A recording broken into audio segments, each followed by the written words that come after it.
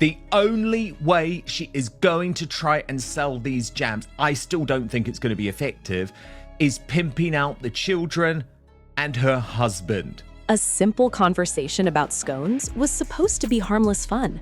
So how did it explode into another royal controversy just days later? That charming interview with Prince William where he revealed finally that the late Queen Elizabeth II had decided the conundrum when it comes to the great British tradition of how to have your scones.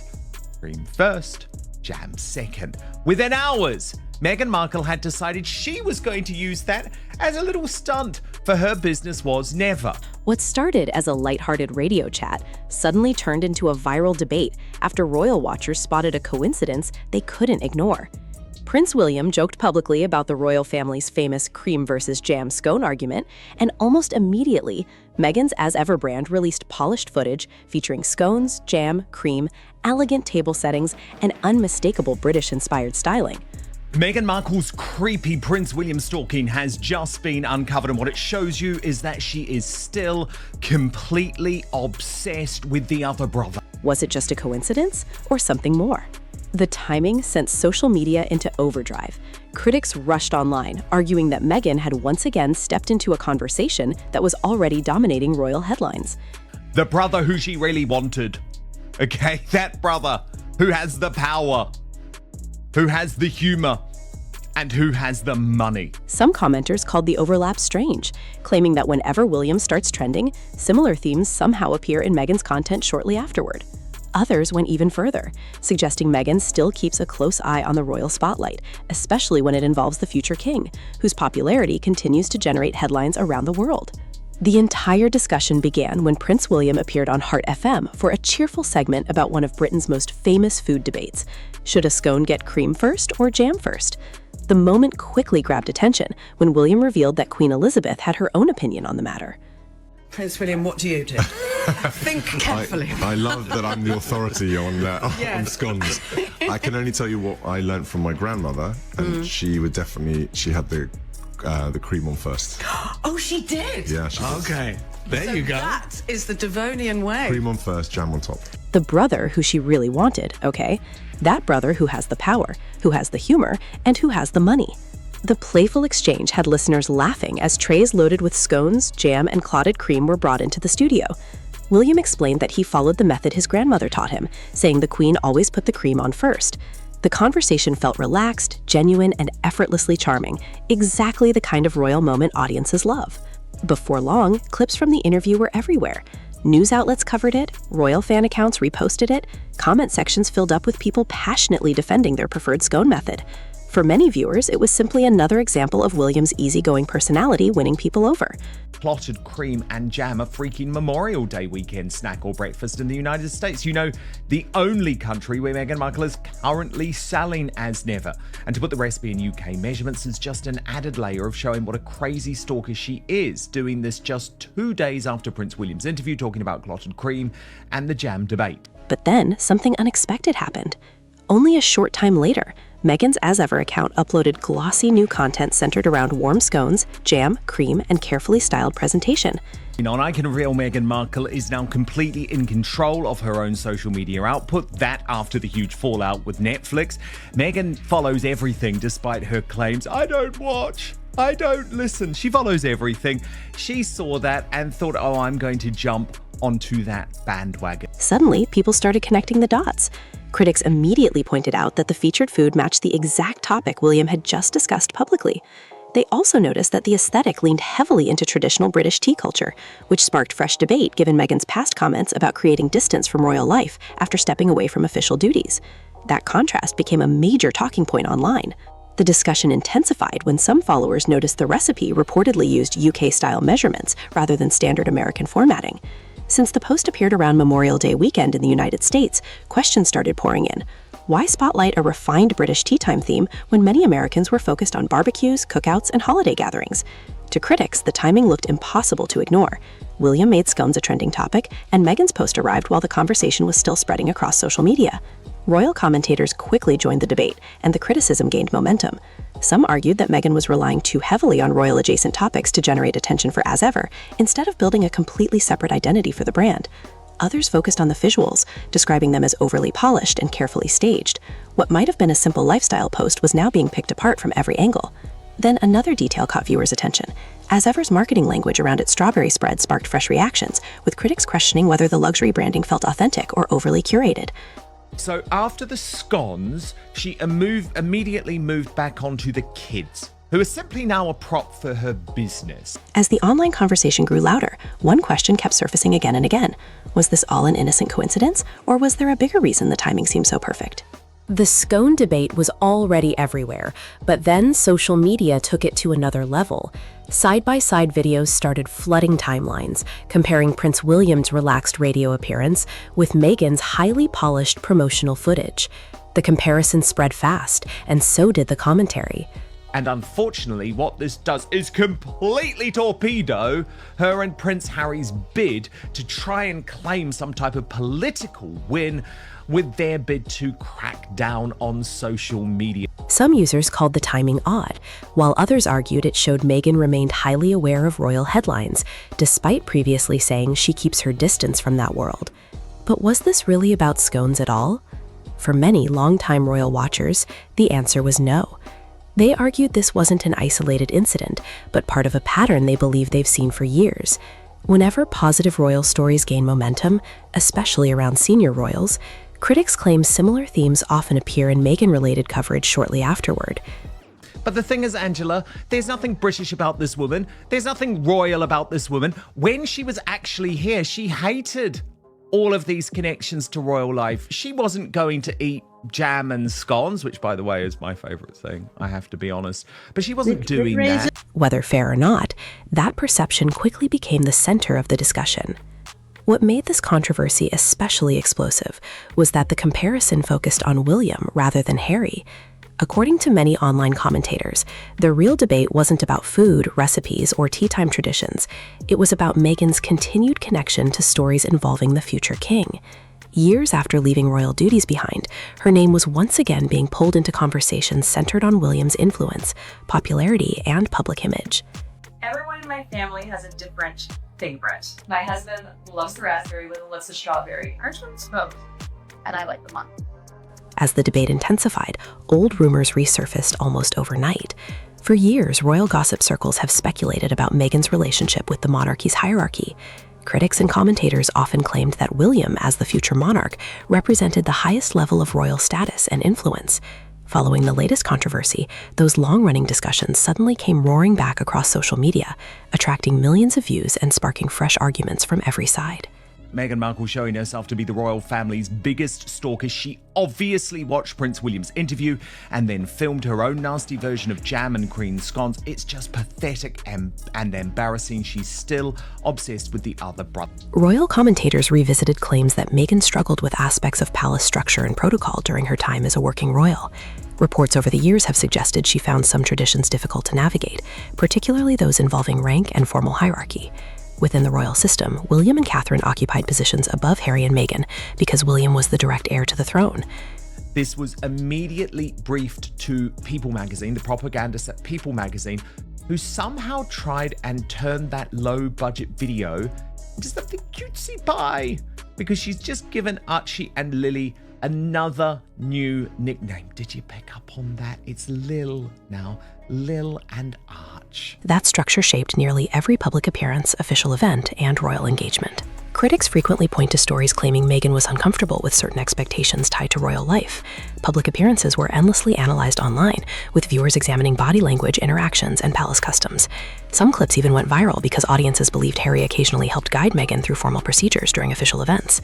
Whether those interpretations were accurate or not, they fueled endless speculation.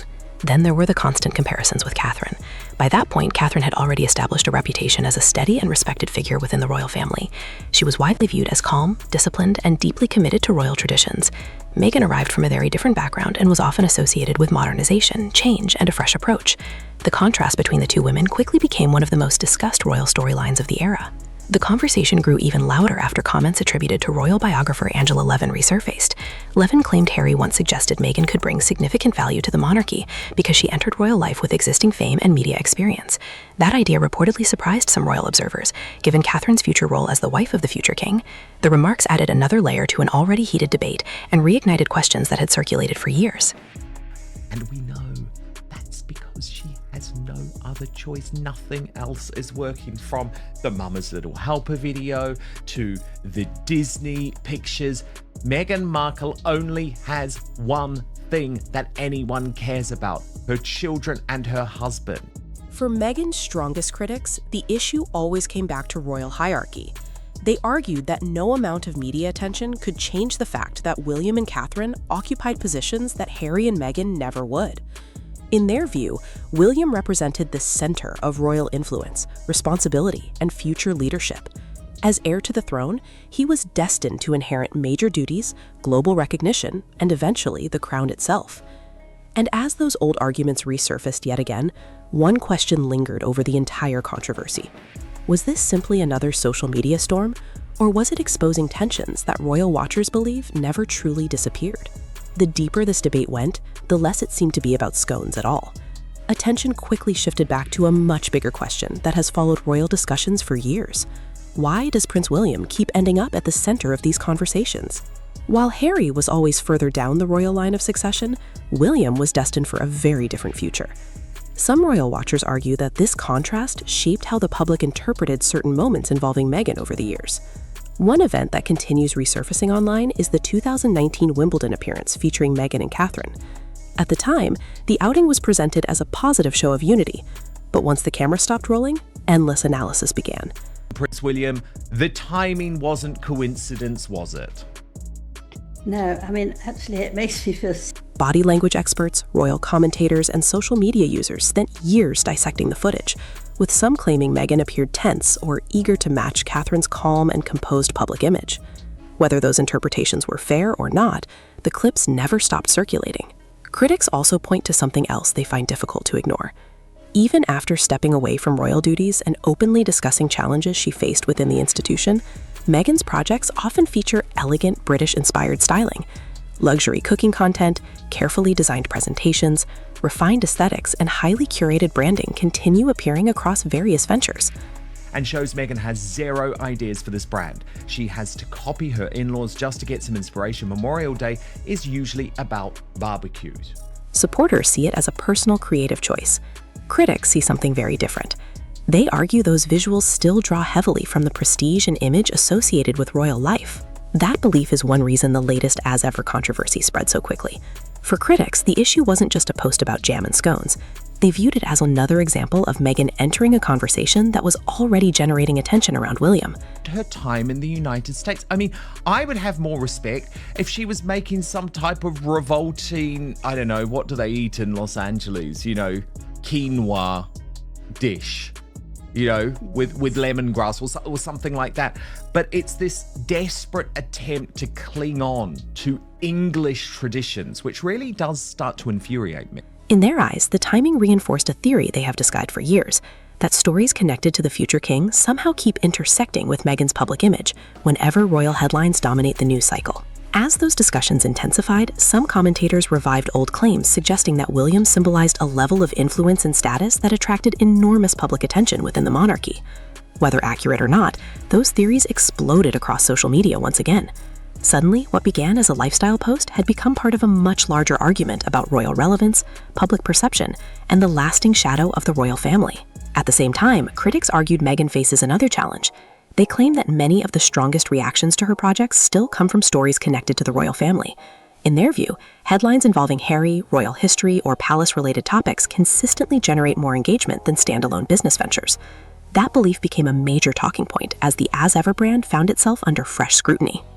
Well, it's very interesting because she now wants to be her full name used, and she wants the children to have their names, Princess, Prince. So she's desperately coming back for that. She must have realized that she's done a terrible mistake. When As Ever launched, it was introduced as a lifestyle brand centered around cooking, entertaining, recipes, and hosting.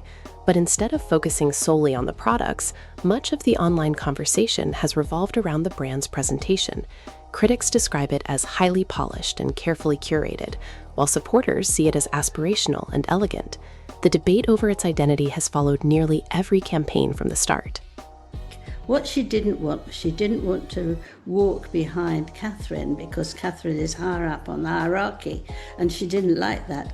So many times she would try and push forward and get ahead first, and Harry had to pull her back because she couldn't do that. And I also saw the A's pulling her back. She didn't want to do. Then came the jam video that reignited everything. In the now heavily discussed clip, Meghan spoke about different fruit spreads and casually referenced family preferences. She reportedly mentioned that Harry preferred raspberry, while other family members enjoyed different flavors. What seemed like a small comment quickly became another lightning rod for online debate. Critics argued that personal family details were being incorporated into marketing, while supporters saw nothing unusual about mentioning everyday family tastes. The discussion grew louder when attention turned toward references involving the couple's children. Harry and Meghan have long spoken about protecting their family's privacy, which led some commentators to question any public mention of family life within promotional content. Others argued the references were brief and harmless, but once again, social media seized on every detail. And when viewers noticed Meghan using the nicknames Arch and Lil, a fresh wave of commentary began almost instantly. The question was no longer about jam, branding, or even royal traditions anymore. So why did those two simple nicknames suddenly spark an entirely new controversy? She comes from a very different family, and what she should have done would have said, I come from a very different family, please help me. But she wouldn't. I know everybody tried to help her, but she was too grand for it. She didn't want to know. What started as a debate over nicknames suddenly opened the door to a much larger argument. Critics weren't focused on the names themselves. Instead, they questioned what they believed the names represented. Some accused Meghan of trying to create a relatable celebrity family image while still benefiting from the public fascination surrounding royal titles. Others argued it was an effort to present the Sussex family as warm, personal, and highly marketable to American audiences. Then things escalated fast. Within hours of the video appearing online, celebrity publications and royal-focused outlets began covering Meghan's comments about her family. That immediate wave of attention sparked another round of criticism. Some commentators claimed the family references quickly became the story, overshadowing the actual products being promoted. Whether intentional or not, the focus shifted away from jam and branding, and straight back to royal connections. For critics, this reflects what they believe has become a recurring pattern. They argue that conversations surrounding Sussex projects often circle back to royal ties, family connections, or palace-related topics.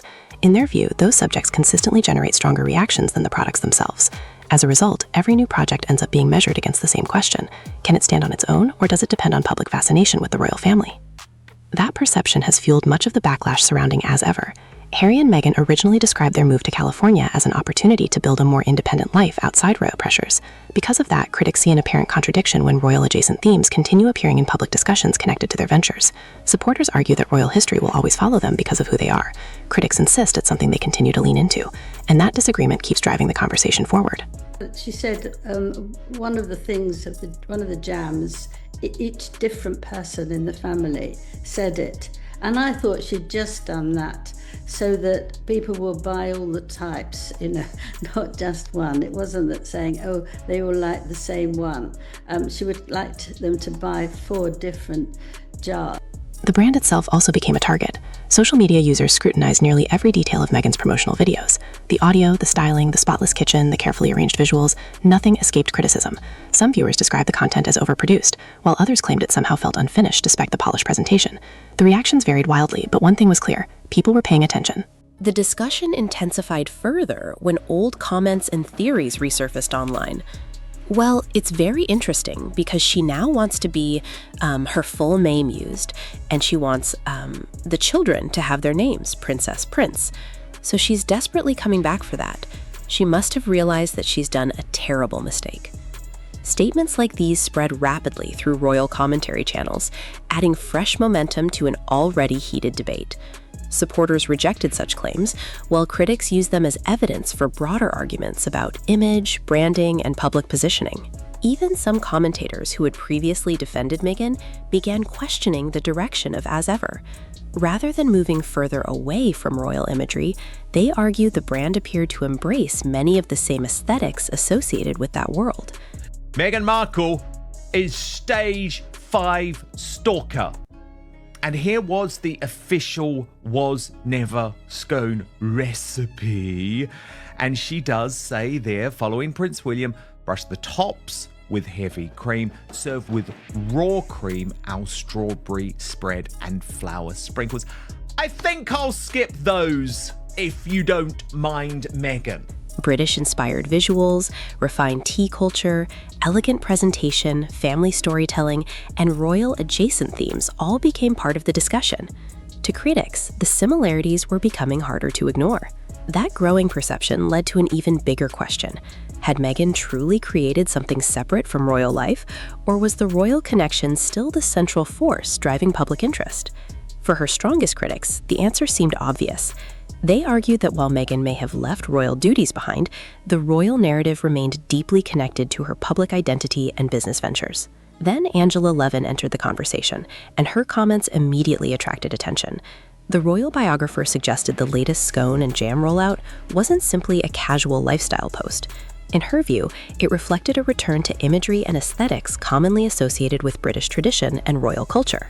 Levin argued that Meghan frequently gravitates towards polished presentations, elegant table settings, floral displays, and carefully curated branding when launching a new project. But Levin's most controversial claim went even further. She argued that Meghan struggled with the reality of royal hierarchy and the fact that Catherine, as the wife of the future king, would always occupy a higher position within the institution. Whether people agreed or disagreed, the comments reignited one of the oldest debates in modern royal history. And as those claims spread across social media, a new question emerged. Was this latest controversy really about branding, or was it reopening tensions that have followed the royal family for years? For years, critics have pushed the argument that Meghan viewed royal life through the lens of influence, visibility, and public attention, rather than simply tradition. That belief resurfaced once again as Angela Levin revisited old claims about Meghan's time inside the monarchy. Levin pointed to past reports and royal appearances that sparked speculation among commentators, including moments where observers believed Meghan appeared uncomfortable with certain protocol expectations. Over time, those clips became part of a much larger narrative debated across royal circles and social media alike. According to longtime royal commentators, palace protocol was designed to reflect the established hierarchy, with William and Catherine positioned as the future king and queen. Critics have argued that some of the tensions discussed over the years stemmed from that structure. Whether those claims were accurate or not, they became a recurring part of the public conversation and continue to resurface whenever new royal controversies emerge. But the problem is, this is a woman so desperate to try and save her failing business that she knows there are only two things that work anymore. There are only two things that get her attention, even amongst her dwindling band of propagandists in the mainstream media. And those two things are, number one, her children, and number two, her proximity to royalty. Levin also suggested that Meghan's return to British-inspired branding has fueled fresh questions. Despite years of public criticism directed at aspects of royal life, recent projects have featured elegant tea time imagery, refined presentation, traditional aesthetics, and themes many people associate with Britain. To critics, that contrast is impossible to overlook. They argue that royal-adjacent imagery remains deeply connected to Meghan's public identity, while supporters maintain that enjoying certain styles or traditions does not automatically signal a connection to royal ambitions. At the center of Levin's argument was one key point. Public fascination with the royal family remains incredibly powerful. She suggested that stories connected to monarchy, royal history, and palace culture often attract more attention than celebrity projects alone. Because of that, critics believe William remains an unavoidable figure in these discussions. As future king, he represents continuity, tradition, global recognition, and the institution itself. In their view, that's why conversations surrounding Meghan so often circle back to him. The debate expanded further when family references entered the picture. Levin questioned Meghan's use of nicknames like Arch and Lil during promotional content, arguing that it contributed to a carefully crafted public image. Critics claimed it reflected an attempt to balance celebrity relatability with continued public interest in royal connections. Supporters disagreed, saying family nicknames are completely normal and hardly evidence of a larger strategy. Once again, the internet split into two camps, and the arguments only grew louder. But while social media was busy debating Meghan, something completely different was happening on the other side of the royal story, and this time, Prince William wasn't trying to make headlines at all. During Aston Villa's emotional victory celebrations, William was caught on camera enjoying the moment like any passionate football fan. He cheered, recorded the crowd, soaked in the atmosphere, and looked genuinely thrilled to be there. Then came the unexpected moment that sent social media into a frenzy. Right in the middle of the celebrations, William's phone started ringing, and he instantly swiped the call away without answering. The clip exploded online almost immediately. Thousands of viewers flooded comment sections with jokes about who might have been calling the future king at that exact moment. Memes spread everywhere. Some fans playfully imagined impossible scenarios, while others simply laughed at how relatable the moment felt. After all, who hasn't ignored a phone call when they're completely caught up in something exciting? What made the clip resonate wasn't the missed call itself. It was how natural William seemed. There was no formal speech, no carefully planned presentation, and no polished branding campaign.